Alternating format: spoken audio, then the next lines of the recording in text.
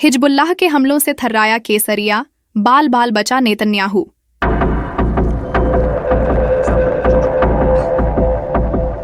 यहिया सिनवर के बाद खालिद मशाल शहीद होने को तैयार, चुने गए हमास के मुखिया।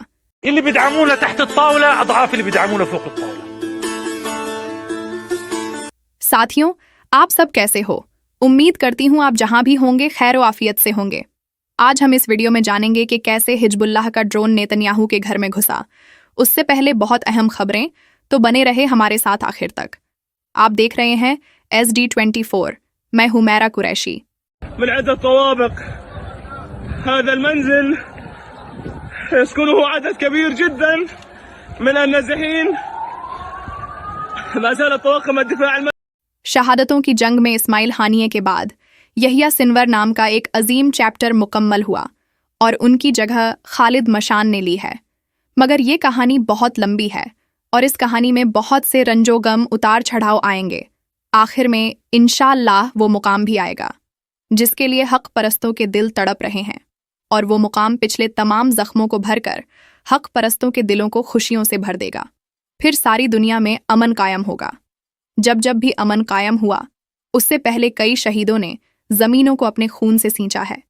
यहिया सिनवर के शहीद होने के बाद यहूद और हुनुद में बना हुआ जश्न का माहौल कुछ ही घंटों में गम में तब्दील हुआ।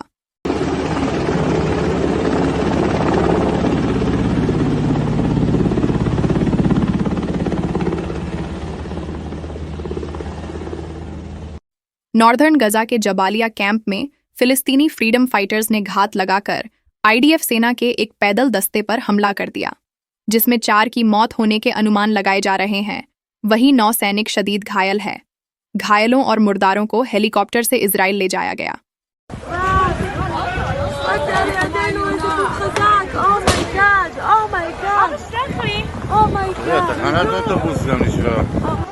आज लेबनान की तरफ से 20 रॉकेट्स हाइफा और किरियत शमोना पर दागे गए हैं।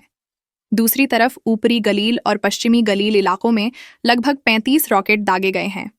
इजरायली मीडिया के मुताबिक इन हमलों में मौत की कोई खबर नहीं है, लेकिन ऐसा नहीं हो सकता। जब 35 और 20 कुल 55 रॉकेट्स निशाने पर लगते हैं तो 5-10 का मुर्दार होना तय है। नेतन्याहू और उसके समर्थकों को लगता था कि हिजबुल्लाह या हमास के लीडरों को मारने से आज़ादी का आंदोलन कमज़ोर हो जाएगा, लेकिन ऐसा बिल्कुल नहीं हुआ। जैसे ही एक आज़ादी आंदोलन का लीडर शहीद होता है, तुरंत शहीद होने के लिए दूसरा खड़ा हो जाता है और जंग के मैदान में उतरता है। यहिया सिनवर के शहीद होते ही हमास के लीडर के तौर पर खालिद मशाल चुने गए। आपको बता दें कि फिलिस्तीनी फ्रीडम फाइटर्स के लिए सबसे महफूज जगह तुर्की है और खालिद मशाल तुर्की से आज फिलिस्तीन रवाना होंगे। इसके साथ आज खालिद मशाल के इस्तकबाल में फिलिस्तीन की जनता ने तुर्की के झंडे लहराए और खालिद मशाल और यहिया सिनवर जिंदाबाद के नारे लगाए। आपको बता दें कि पिछले 1 साल में फिलिस्तीन के 20,000 ऐसे लोग तुर्की में अपना इलाज कर रहे हैं जो शदीद बीमारियों या बमबारी में शदीद घायल हुए हैं। फिलिस्तीन में पिछले 1 साल में शदीद घायलों का इलाज सिर्फ 2 मुल्कों में हो रहा है, एक कतर और दूसरा तुर्की। जिस वक्त इस्माइल हानिये का पूरा खानदान इजराइल की बमबारी में शहीद हो चुका था, उस वक्त इस्माइल हानिये ने कहा था, इतने यहाँ जिन बीमारों का इलाज किया जा रहा है ये सभी मेरे खानदान के मेरे अपने ही लोग हैं। उस वक्त वह कतर के अस्पताल में मौजूद थे।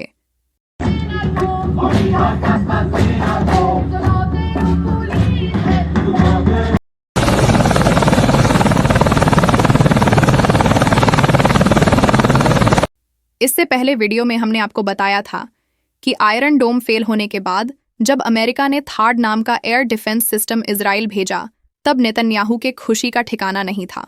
उसे लगा अब ये एयर डिफेंस सिस्टम नेतन्याहू को बचा लेगा। लेकिन जिस तरह पिछले 1 साल से फिलिस्तीन, लेबनान और यमन के मिसाइलों को रोकने में आयरन डोम नाकाम रहा, ठीक उसी तरह आज अमेरिकी air defence system third Netanyahu के मकान को लेबनान के ड्रोन से बचाने में नाकाम रहा।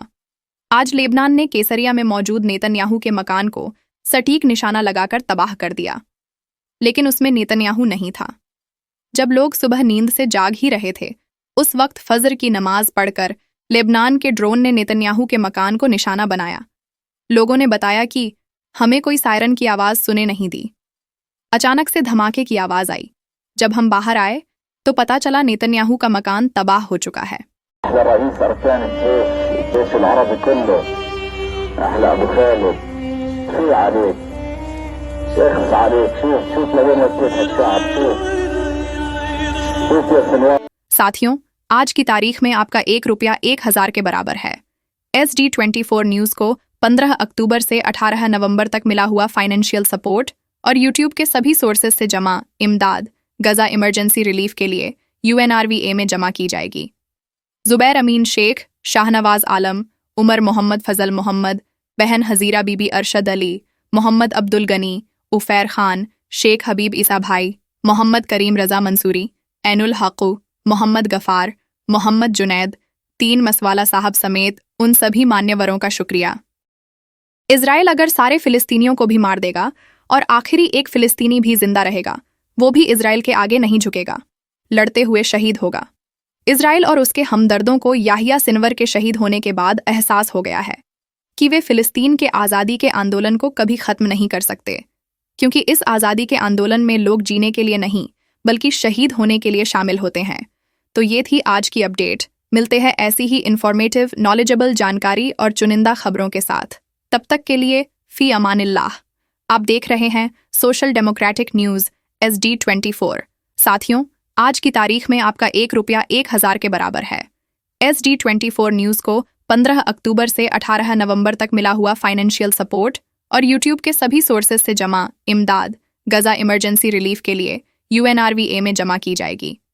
जुबैर अमीन शेख, शाहनवाज आलम, उमर मोहम्मद फजल मोहम्मद, बहन हजीरा बीबी अरशद अली, मोहम्मद अब्दुल गनी, उफैर खान, शेख हबीब ईसा भाई, मोहम्मद करीम रजा मंसूरी, ऐनुल हक़ू, मोहम्मद गफ़ार, मोहम्मद जुनैद, 3 मसवाला साहब समेत उन सभी मान्यवरों का शुक्रिया।